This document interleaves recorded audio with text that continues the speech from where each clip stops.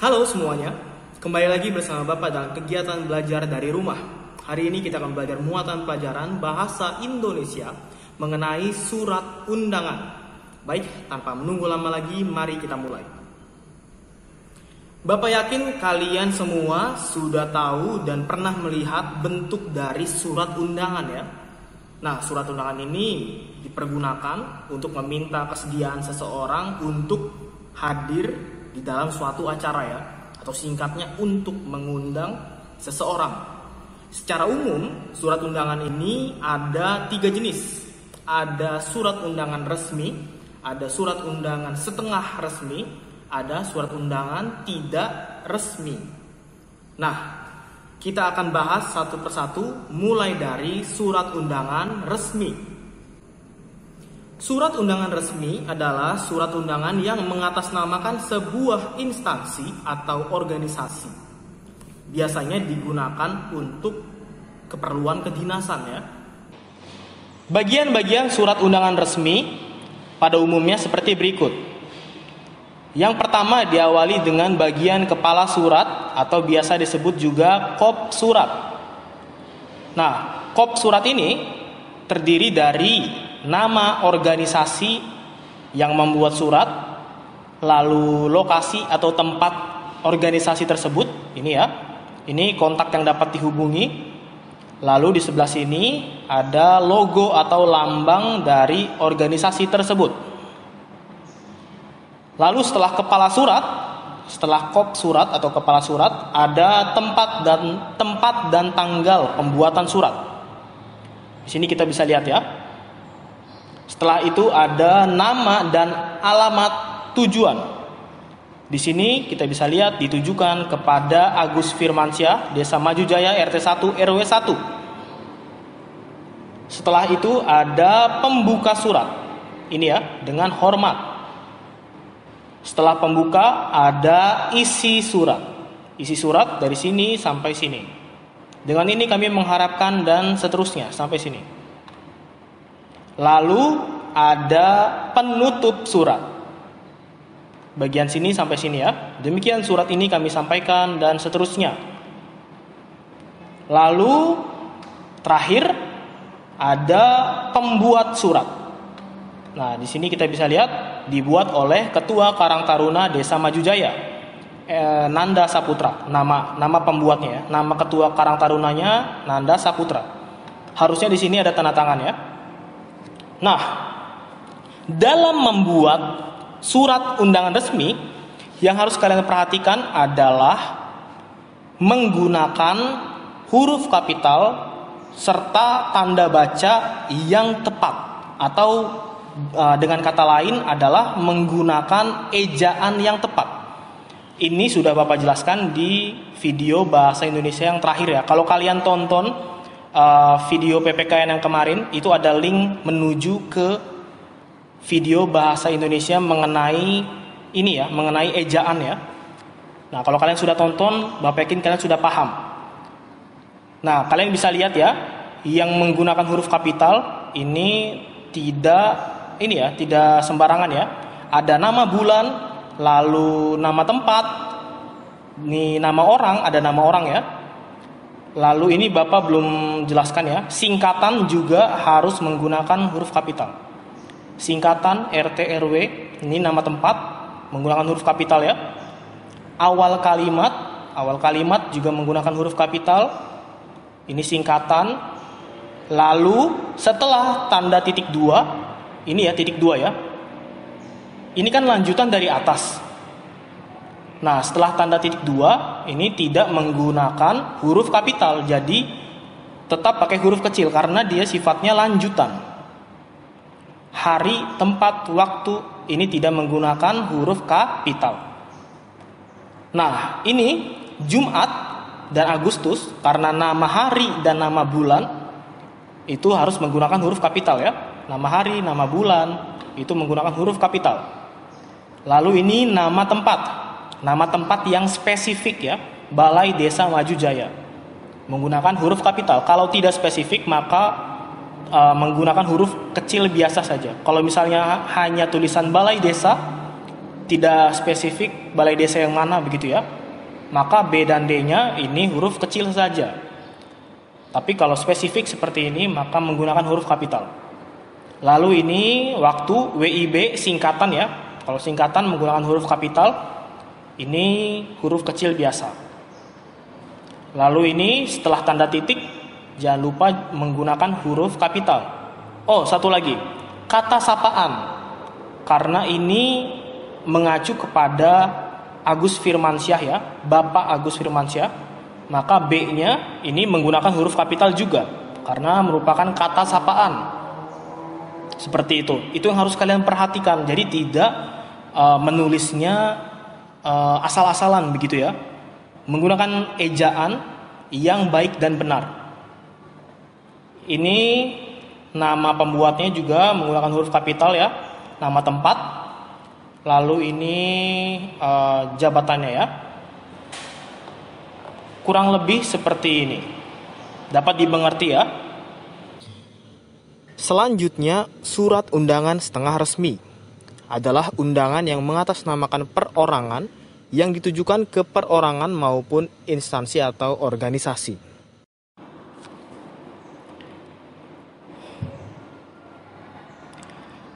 Bagian surat setengah resmi pada umumnya seperti berikut ya. Di sini kalian bisa lihat bahwa surat setengah resmi itu tidak menggunakan kepala surat atau kop surat. Jadi langsung saja ya. Ini adalah alamat dan nama yang dituju. Ini ditujukan kepada saudara. Oh, ini salah ketik ya.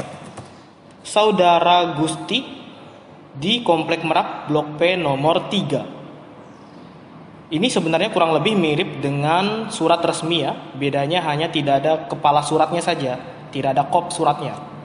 Oke, kita lanjut ya. Di sini ada alamat dan nama yang dituju, lalu ini pembuka suratnya, lalu dari sini sampai sini adalah isi surat, lalu ini penutup surat, lalu terakhir adalah pembuat surat.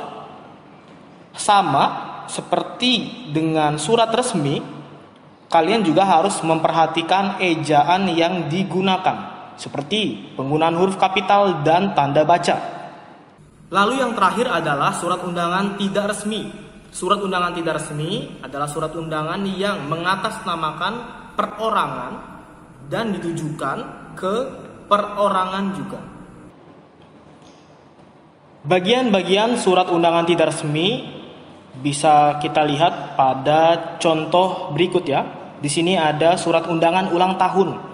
Sebenarnya surat undangan tidak resmi itu pembuatannya lebih bebas dibanding surat undangan resmi ya. Tapi secara umum ini adalah bagian-bagiannya.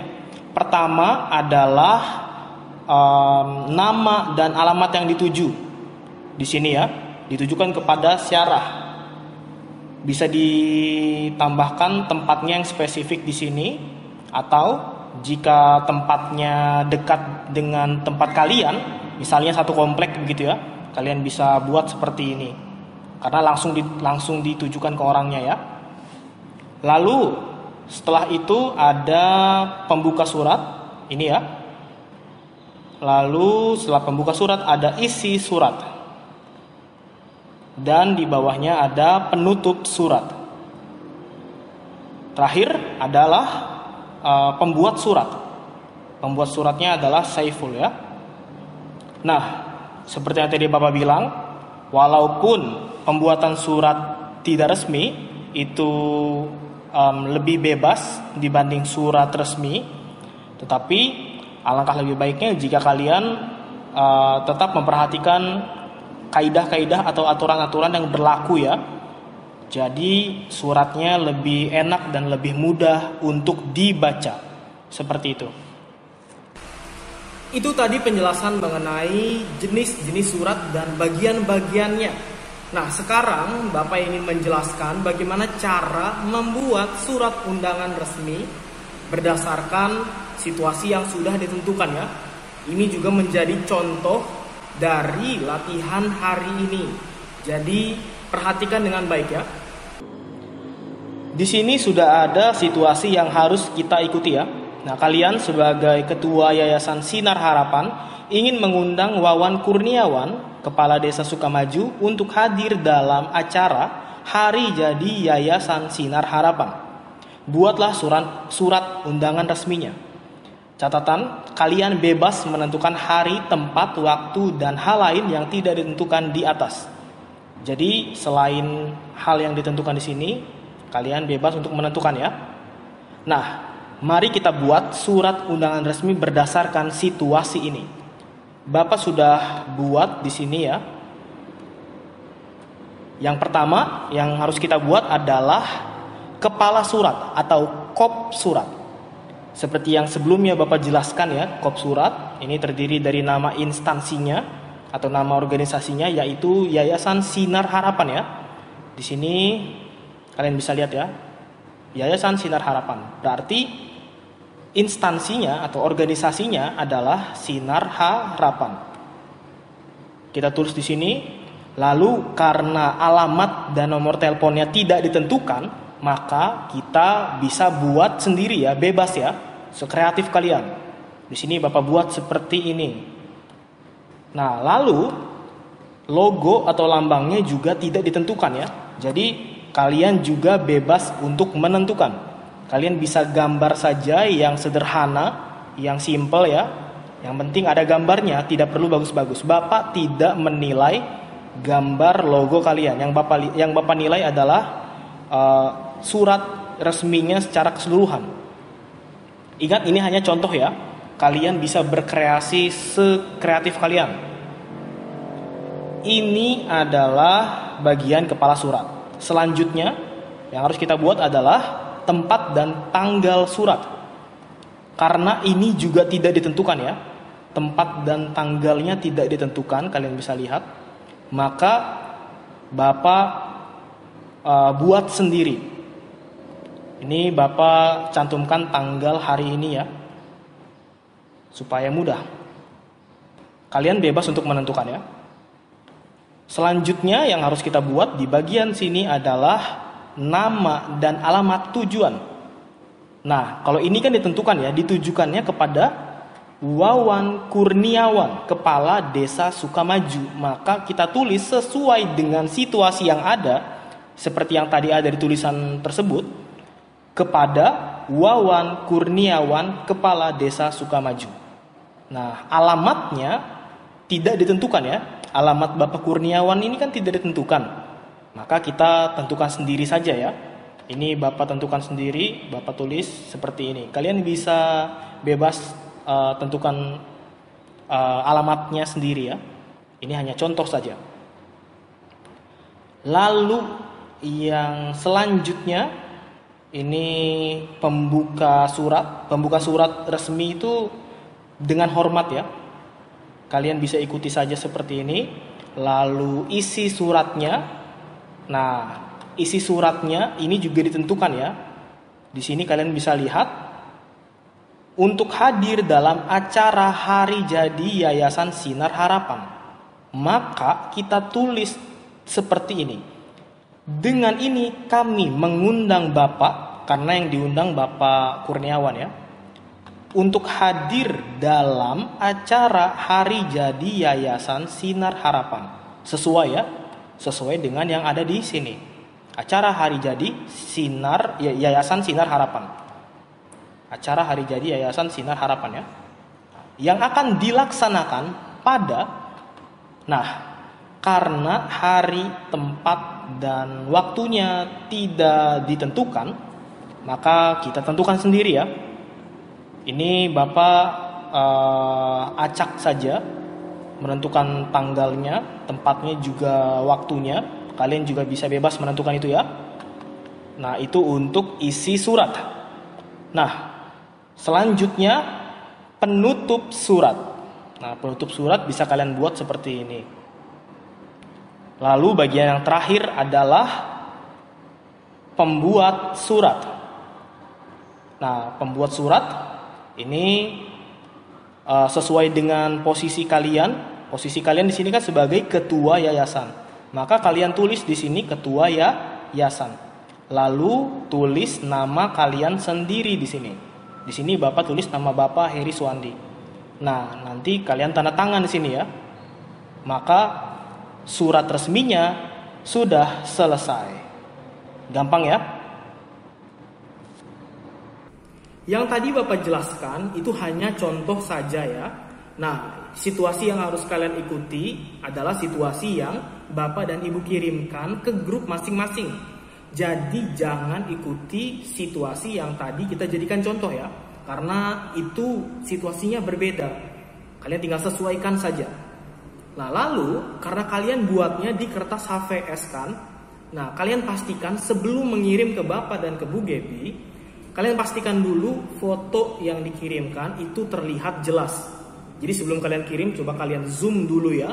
Lalu kalian lihat tulisannya terbaca atau tidak. Kalau tidak terbaca, nanti Bapak dan Bu Gebi susah untuk menilainya. Tulisan kalian juga tolong usahakan supaya mudah untuk dibaca ya. Sekian pembelajaran untuk hari ini. Terima kasih sudah memperhatikan dengan baik. Jika ada yang kurang jelas, jangan ragu untuk bertanya ke Bapak atau ke Bu Gebi sesuai dengan kelasnya masing-masing. Sampai bertemu lagi di kesempatan selanjutnya.